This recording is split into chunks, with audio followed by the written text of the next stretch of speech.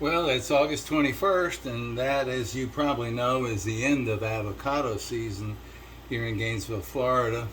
I'm still getting a few falling every day, and these are from the McCarty Hall tree that died of ambrosia beetles and laurel wilt disease in 2010. Fortunately, I was able to get a cutting tree from that one about 1995, and I've been growing them ever since.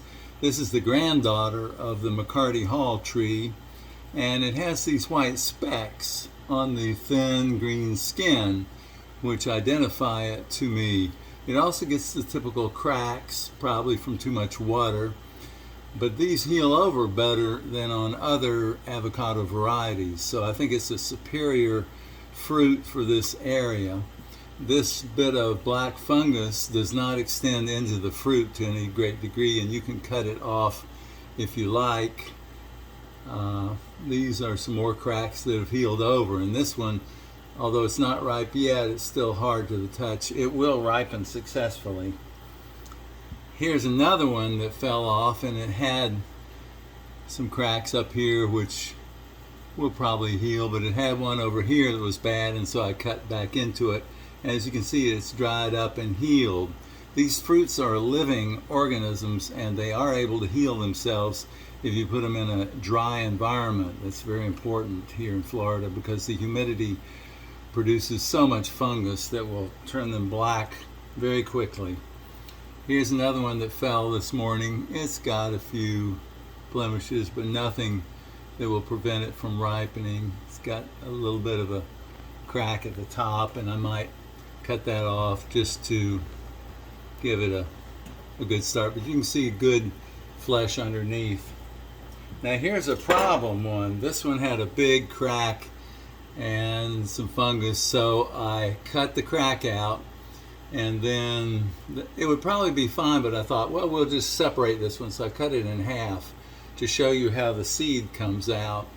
And these have a large seed. Some of these seeds weigh 1.5 ounces, but the seed coat peels off easily, at least the first layer. There's an outer layer and an inner layer. The inner layer is a little more adherent, but I think it's going to peel off pretty well. And for sprouting these, getting the seed coat off helps, because that is just more organic material that's going to begin to rot in the water dish as you try to sprout these things. So it peels out rather nicely, and I'll wash it off to get the oils off, and then you can sprout them individually in shot glasses like these two. This is a Toro Canyon, and this is a Del Rio given to me by my friend Andrew. Andrew is a connoisseur of different varieties of the winter Mexican avocados, and I've enjoyed dealing with him. So this is what you're left with, and this is not quite ripe, but it will ripen.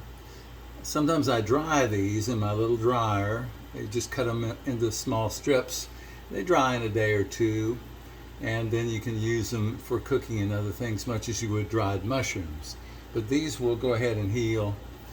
And here's the other half.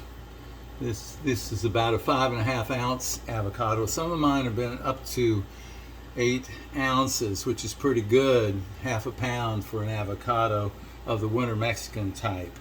So happy growing in Gainesville, Florida.